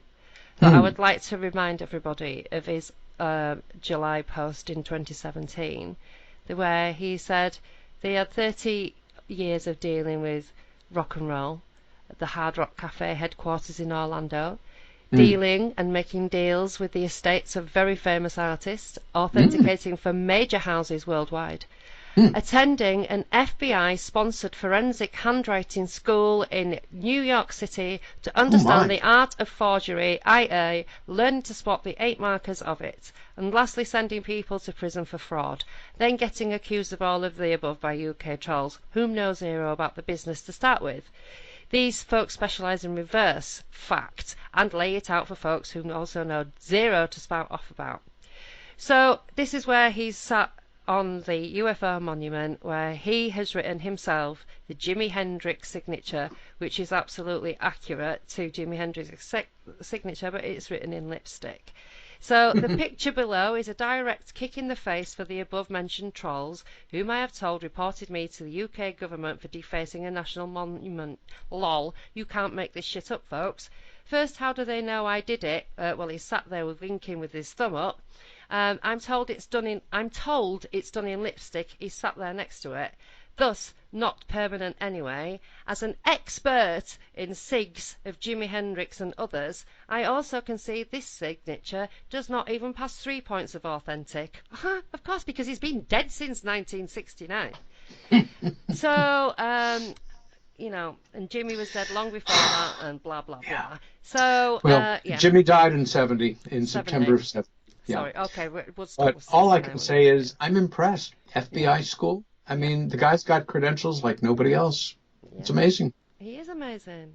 He's so amazing, and we are just so wrong and so silly and so out of time.